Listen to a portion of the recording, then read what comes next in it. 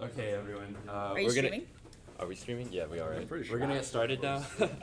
Sorry for the delay. He's just using long words to seem smarter. Yeah, we had a few technical difficulties, but I think it's all good now. So if you haven't already, please sign in. And we're gonna show the sign-in sheet again at the end of the meeting in case you miss it. I'll give you guys a little bit of time. There we go. Okay. Yeah. Okay. Everybody good? All right, we're gonna start. As you all know, our focus this week is career stuff like your resume, interview, and all that. And we do have a special guest speaker this week to come and talk to us about that. But before we begin, I just want to make a couple of quick announcements. Of course, there's always the option to become a VIP member, give us some money, and you'll get like some discounts and stuff. And also get priority in like socials and like maybe a goodie bags and stuff like that. And here's the membership form in case you haven't filled it out already. And it looks like everybody's filled it out. So there's a Discord server too if you're not in. And yes, so our Friday workshop is going to be centered around mock interviews. It's the 23rd from 3 p.m. to 5 p.m. It's going to be in Building 6, Room 113. And this is a great opportunity for you to get some practice interviewing if you haven't done that ever or you just want more practice with mock interviews. You need absolutely no experience necessary. We're just here to help. We're here to give like friendly advice. You don't need to have ever interviewed before. And there's also a sign-up sheet. I don't know if you've seen my announcement on that. It's different from the interest form we sent out a couple weeks ago. So if you already filled out the interest form and you still want to get a mock interview done, just please fill out this new form as well. And yeah, we need to get a number for like how many people are interested because we need to plan around how many people are coming because we are like time limited. So we need to like decide whether we want to do like one-on-one interviews or like a rotation kind of thing. So please fill out the sign-up sheet if you're interested. And also for the mock interviews, we highly encourage you all to wear like kind of business casual or like interview attire.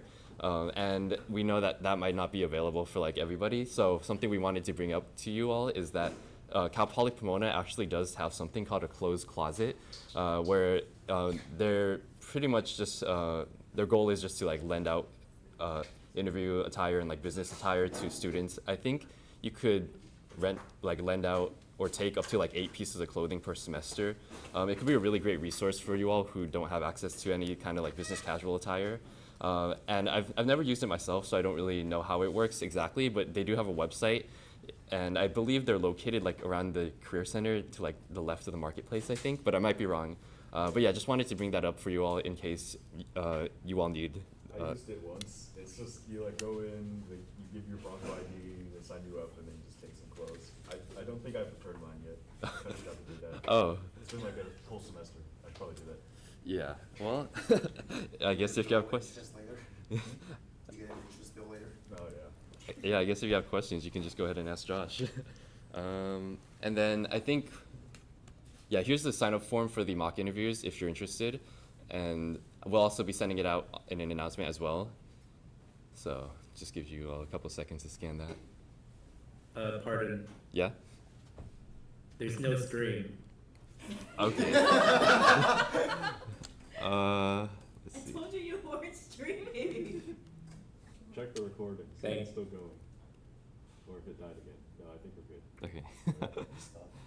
Okay, and then one last thing I wanted to bring up. I didn't make a slide for it because I forgot, but I don't know if you all saw my announcement on like the Bronc coding challenge. If you're all interested, we're partnering with She Codes, GDSC, and I think CSS and Data Science and AI. I'll have to double check on that. But essentially, on I think it was March 8th, which is a Friday. It's going to be like a sort of lead code style competition. Those kind of like coding interview stuff. Like data structures, algorithms kind of stuff. There's going to be like prizes, and you do need to like be in a team of 3. There were more details in like the announcement I sent out, so if you're interested, just like scroll up and take a look at that. And something to note, that Tuesday, the Tuesday of that week, we're planning on using that as a practice session for the Bronc coding challenge. So that means that we won't be having a general game dev club meeting. It's instead going to be like a Bronc coding practice session kind of thing. So just keep that in mind. And yeah, I think that was everything. And now, without further ado, I'm going to hand it off to our guest speaker. So please give a round of applause for Celine.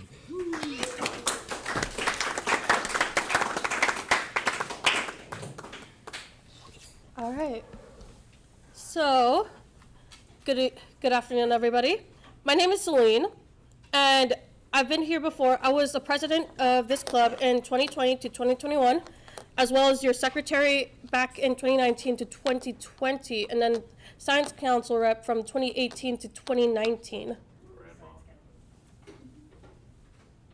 Anyway, this is going to be a quick overview before I discuss more about the interview workshop on Friday. So if everybody has made an interview before, or gotten an interview, made a resume, raise your hand. All right, great. So a good portion of you. So we really need to make sure that by the time you guys go into your interview session on Friday, just have a general resume. It doesn't have to be perfect, but we'll be just checking over that when we come over on Friday. So we need a resume to apply for a lot of things: jobs, graduate programs, PhD, internships. It's going to be an overview of your skills and accomplishments. It's a quick elevator speech in paper form presented by you to the company you want to apply for. So we're going to quickly go over what kills a resume really fast. So if you have a lot of spelling errors, grammatical issues, as well as things that are too long, like you just have run-on sentences and they're not explaining what you did at that job, it's going to be an issue. It'll actually make things a bit worse for you. There's something called the 5-minute check at a lot of FAANG large-scale companies.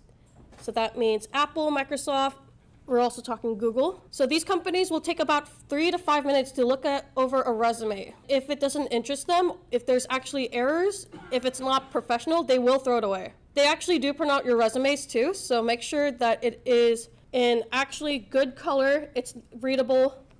It's not too much in an eyesore for anybody to see. Does anybody have any questions? Oh, yes? I was just wondering, would you recommend putting like a work experience that is not really relevant to the job you're applying to, like not relative experience? So, in my honest opinion, if you are a freshman and you're looking for an internship, you could play it off as like a grocery clerk. You could play that off as social interaction, a lot of soft skills, maybe using a lot of math. Because I know it's really hard because some people don't have a lot to put on their resume. That is okay. I say try to talk about what you can do and show off what you do have. Because even though you may not start off with a lot of coding experience, everybody does. I've done the same. I've gotten rejected as a freshman before. I've gotten rejected because I don't have enough experience. That's all okay. So take that in stride, take it as a learning opportunity, and I recommend to go out there and build more experience. So if you don't have enough work experience, I really highly encourage to start working on personal projects. And it's great that you guys are in this club because these are all personal projects you can put towards your resume, especially if you want to do something in game development. That's a really good question.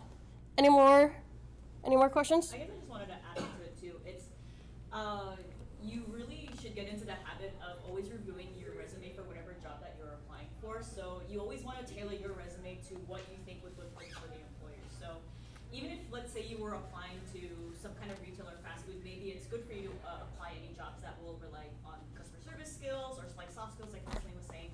Or if you're planning on getting more into like the tech industry, it's good to put that as like minor skills and not necessarily state the work experience, but put more other projects or other work that you've done that's more related to that field. So always be in it's nice to have like a catch-all resume at first if you're still trying to get just like basic job experience, but as you get more and more into your field, it's definitely a good idea to start tailoring like your cover letters, your resumes, your CVs to the employer that you're trying to impress or get hired by. That is all true. It is really good to just have a general resume when you first start out. And like I said, don't worry if you don't have a lot of stuff to put on your resume. Then emphasize the soft skills you do have. Emphasize how you're able to interact and you learned how to work in a team or lead a team here at the Game Dev Club. And there's nothing to be ashamed about if you don't have like a really packed resume compared to somebody else. Because I started off with like half didn't know how to code that well when I first started. When I first came to Pomona, I didn't have a lot of work experience. I never had a job before I came to Pomona. Now I'm like a few projects deep and a couple of jobs gone by. Leading into my next section, so whenever you write your resume, I want to make sure that you guys are being truthful. I don't want to see you guys exaggerate to the point where it's unbelievable, or if it is believable, there's a slight chance where a recruiter or your interviewer will ask you about this particular job or talk about your experience in this project. And if you can't come up with a good answer or actually provide any context to it, it will actually be more detrimental than helpful to you. So please, please, please talk about your projects, your experience. Be truthful though. You can expand upon your resume. You can expand upon your experience and your skills, but never try to embellish, never try to lie. We will know. All right, so making your first resume, like I was saying before, it's okay if you don't have enough. Everybody starts somewhere. We all started off with no experience. So if you don't really have that much, it's okay. You're new to the field. Just focus on what you have and then focus on what you want to pursue. You can't give up because eventually you guys will find a job, and I'm sure everybody here has a lot of experience and you will get somewhere. So how to get experience? Do personal projects. I am so glad that all of you showed up today. That means you're part of this club, right? And all of you are probably part of a team now. I heard that you guys just launch your pitches, and that's great. So this is the club from 2019. It's just a small group of us before this club actually got really big. Now, there's so many people here part of projects, and that's great. That's something you could put on your resume. Talk about what you contributed. If you're an art major, if you want to do writing, create a portfolio, talk about what kind of stuff that you added to that project personally. It's something wonderful that you can talk about, and it shows that you're very passionate about game development or game design. And then join clubs, such a great way to learn, experience. You can also learn a lot of stuff about teamwork, team building, leading. If you get a position, especially if you are president of a club or part of the board, it is actually one of the best ways you can get into a game company, just because they will see that you know how to lead and you also have enough experience in making games to be a president here. It's also a great way of making friends and learn from them. I really highly encourage that you guys join 1 or 2 clubs while you're here. And it's never too late to not join a club. Any questions? All right. Now, how to get experience. Hackathons, game jams, contests. This is a great way to learn. It is learning by experience, learn by doing. That was our old school motto before we have the one. That's right, I'm on my own school. I actually started the game jam, the Halloween horror game jam, when I first became president, because we went online due to COVID in 2020. I originally wanted to take kids out to in-person game jams and hackathons because they were all over the place back then. But now it's a little hard. Most of them have moved online, so I decided to host my own. It was a very, very makeshift, quick one, right, Sam? Yes. Yeah. I admit it was my fault for part of the planning, but it was a great way. Everybody had a lot of fun, and you get to learn what it's like to make a game within a deadline. A more concise deadline. You can talk about that in your resume. And then obviously you can join research and school projects. You can find something cool. Just talk to a teacher. Talk to your professor. I know Dr. Egg is still running the VR lab. Yep. That is one of the best ways you could learn if you want to go into game dev, specifically VR. I know there are other projects here. I joined a drone team when I first came to Pomona. I helped launch a satellite with Bronco Space. I did a lot of stuff with AI and computer vision, as well as web recommendation systems, just because I kept asking professors, give me something to do. The worst thing they can say is no.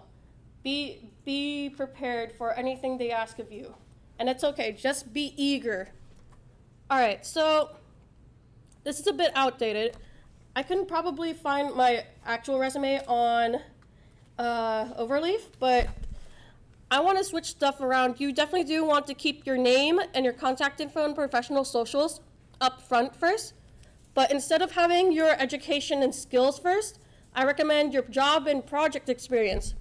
And then if you don't have a lot of work experience, put your project experience. The school clubs you've joined, your positions in clubs, I don't know, frats, sororities. So this is a very big mistake here on my part. I didn't realize that sending a picture of a resume kind of gets you auto-rejected. Make sure it's a PDF so it's readable. And this is it's a bit harder to read. There's not a lot here, but I was able to at least maximize my space just to show off what skills I have, to show off like my location, my phone number, how you can contact me. And then I had a LinkedIn. And you don't really need the About Me. It's not really recommended to have that. Unless you are asked to have an About Me in your resume, it's not very needed anymore. It's a past thing. All right, so let's talk about what you need besides a resume and what you could add to your resume. So always have a LinkedIn. It's more now of a social network like Facebook, but it's still something really good just because you can list all of your experience on there and it can help track like what jobs you've left. You can put the projects you've done. You can put your volunteer work for the city or like for an animal shelter. I actually put all of my college classes on there, so it's really nice for my curriculum vitae for PhD programs. So I can just send these to recruiters, to universities, and they can actually look over what I've done in the past. I would also recommend, if you have a GitHub, raise your hand if you have a GitHub. If you're in this club, you better have a GitHub, or else I'm gonna be really disappointed and bored. It is really important that you have a GitHub just so you can talk about like all of your experience and how much you've been coding, and it's actually a quick online portfolio of what you can do, and it'll show off what languages you know, because it'll say on the side of your GitHub projects like what languages are used in this project especially. A cover letter. A cover letter is super important. Now that you've given your elevator speech in paper form as a resume to recruiters, they'll sometimes ask for a cover letter that is basically asking you to expand on your tasks, on your projects, your jobs. This is how you can present yourself more. This is how you can start talking about what you're able to do. Because we want to try to present ourselves in the best light possible and show what we can do. Talk about our hardships. We can talk about like what we overcame. I highly encourage that everybody has a cover letter, especially when that's made ready and it's very general and you can fill in the blanks later for any company, especially if you need to do multiple versions of cover letters and it's just easy to switch out the words to format it to what the company needs. And I also recommend to have a very professional email. So the first one is just a normal email, billybronco@gmail.com. Usually you just want your first name, last name, or last initial. Maybe some numbers just to make it original if you don't have a unique name. That is fine. The bottom one, I hope you guys do not send ever as your email for jobs. It is not very professional. It does not exude professional vibes. I really recommend that you guys make a professional one. It's also nice just to keep your professional separated from your personal, so you don't lose any of those important emails, especially responses from companies if they want an interview. And then, like I said, I have a curriculum vitae. So a curriculum vitae is a special kind of resume that is more for graduate school for PhD programs. This is for whenever you want to go for upper studies. So this one is more particularly tailored to your classes, academic projects, research, internships, it's less about job experience. So if you don't feel comfortable with sharing a curriculum vitae to a college that you want to apply for graduate, I recommend that you put in a resume instead, especially if you have a lot of work experience compared to project experience. Because the longer you've been away out of school, once you're out of your undergrad, it is recommended to put in your resume instead, especially if your GPA was lacking.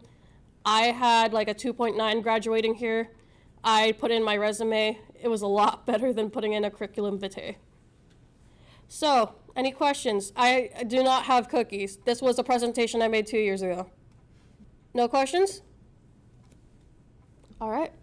So I'm going to use this time to talk about what's going to happen on Friday. How many of you guys have already had an interview for a job or research?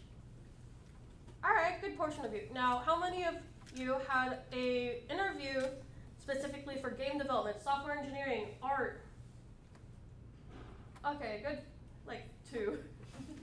So, on Friday, I'll be running a interview section, a workshop that will help you guys get experience. It is nothing to be afraid of, and I just want to let you guys know what you should be prepared for and what you should bring for your interview on Friday. So again, this is something without no experience. You do not need experience here. Everybody starts off with no experience when they first get born. You are fine if it's okay. Just know that I was scared too when I first started interviewing. Everybody is always scared when they do an interview. It is fine. I also recommend business casual for the ladies. If you want to wear heels on Friday, that is fine. No strappy heels, nothing above the knee, nothing above the ankle, presumably. It's more professional to have it above, like just at the ankle or below. No open toes. It's also easy that way to get your feet stepped on and it really hurts or you lose a nail like that. So no open toe. And then just simple clothing. I don't want to see too much pattern. We don't want to see too much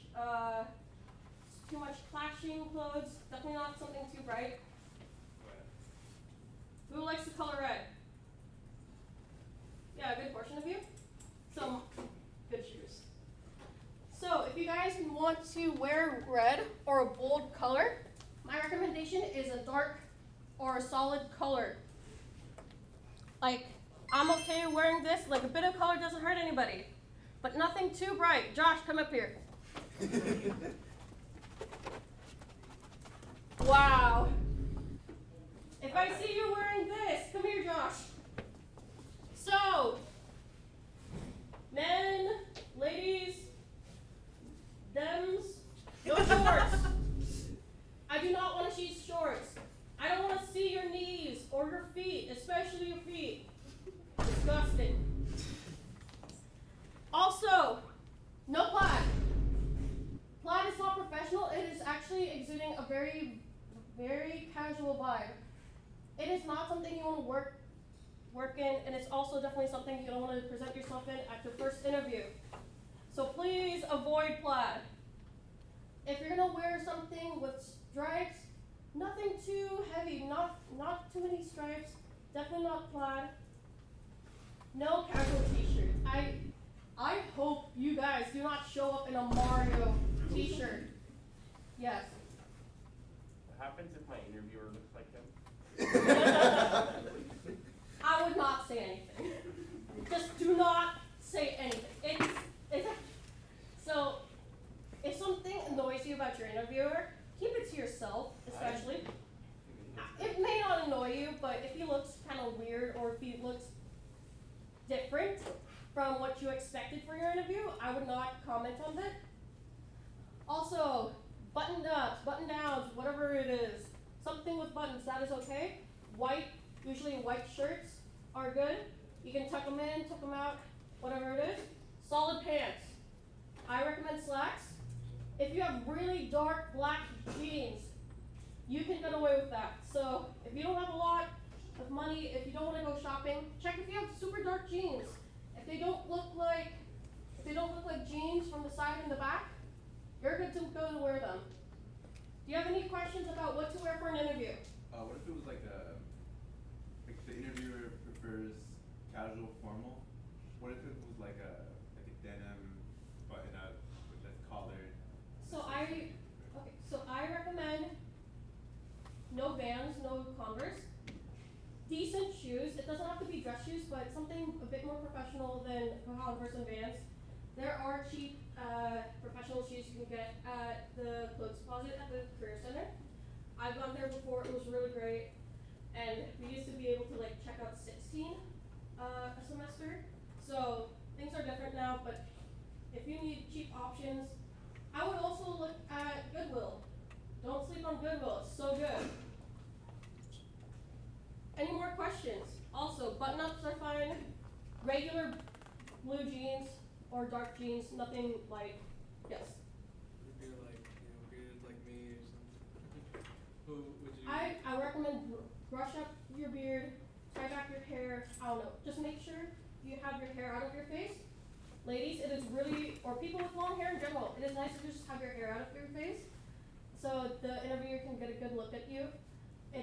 It presents you in a more professional light, and it's also a good way to show how you look to your interviewer, just so they can kind of identify a face to your resume. Another thing, even if you're scared, try to like fake it to make it. Try to be confident in yourself.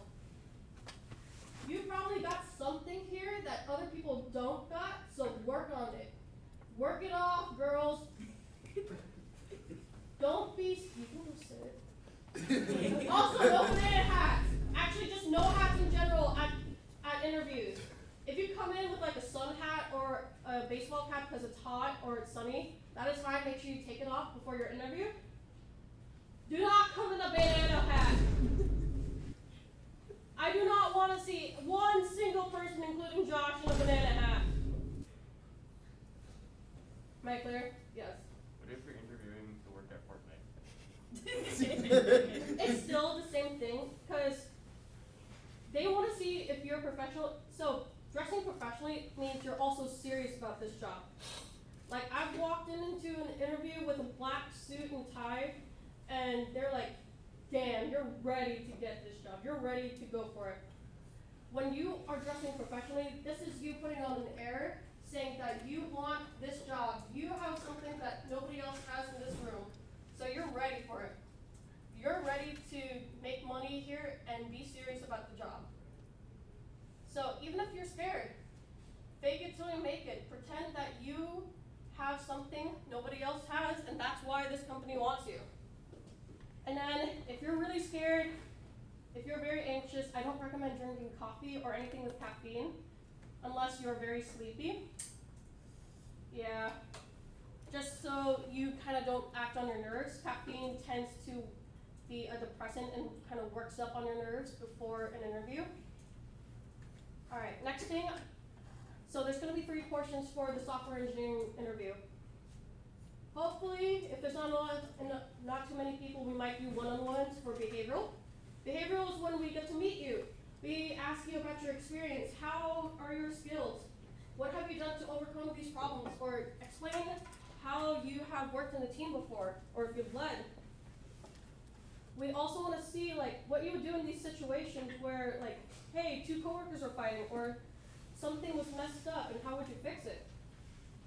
This is where we're going to see how you think on a fast speed. We want to just see what your skills are and how you would react to made-up situations that could possibly happen in a work environment. The next part, for software engineers, this might be one of the hardest parts. This is the coding challenge. We now have coding challenges for a lot of your interviews, especially if you are applying for a position where you're going to be coding. I highly recommend, is this still showing? Yep. I highly recommend practicing HackerRank, LeetCode. You'll see these interview questions in HackerRank or LeetCode, and that's how you can prepare yourself to start practicing, to start talking about what you want to do for an interview. This is less about how much coding you know and more about problem solving. We want to see how many people know their algorithms and data how much they know about game development. And for game dev companies, they will ask you how much you know about Unity, Unreal, Godot, maybe Scratch even. I have seen a place that has asked for Scratch. Don't worry if they ask for Scratch, it's just block programming. So please, I highly recommend that you guys practice. It's okay, it is just practice.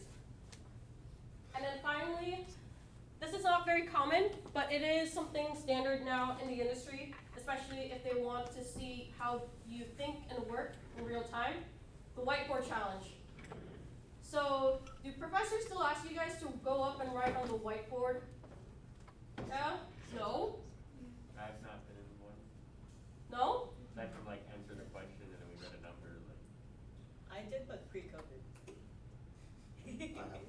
and that might not have returned. So, in a lot of government places, in a lot of large companies, AAA companies, they will ask you to do the whiteboard solving. So this is where they give you a problem, maybe in code, maybe something from Unity, and they will ask you to write out your thought process and give us the final answer on the whiteboard. This is a really good practice on how you can beat your nerves and also show off what you're capable of solving. Because we want to see like what you know. This is more knowledge based then. It's also one of sometimes the final test before getting the job. So I've worked with the Navy before and they asked me to do whiteboard solving. It is something very terrifying, I will admit. I was also nervous. I had my hand shaking with the pen, so my handwriting was not entirely legible. But the more you practice it, the more you'll be ready for it. It is more as a final step before you take the plunge here. So we'll be going over those. For the writers, for the artists, we'll be actually doing something else. We'll be having a behavioral, and then we're gonna do a portfolio section. So like I said before, when I was talking about resumes, please have a portfolio ready. Have your resume and portfolio ready. I wanna see what you have done for your projects. Maybe you have some art on the side you want to showcase, and you can talk about it and the talents and the skills you've done to create that piece of art. It is something really important for a lot of artists just because game companies like Blizzard, Nintendo, they want to see what kind of art you've done and then kind of display it against what they need. Do you guys know Java? I'm pretty sure this is still a Java-based school unless Coley decides to take it down. Okay. So the test will be mostly in Java. There will be one C++ question. I don't expect you guys to answer everything on that test when I give it to you. I don't expect you guys to answer everything on the whiteboard challenge when I give it to you. I just want to see how you think and how you work. Because I don't expect everybody to answer with correct solutions.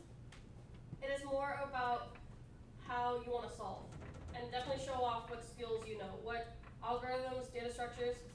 It's mostly going to be data structures and algorithms on that test, as well as the whiteboard challenge.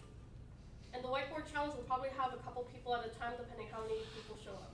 It's also okay to ask an interview what questions to expect when you do the in-person coding challenge, or kind of expect what to find on the online coding challenge. There's no shame in that. It just means you want to prepare. All right, I think that is everything for my time. Thank you so much.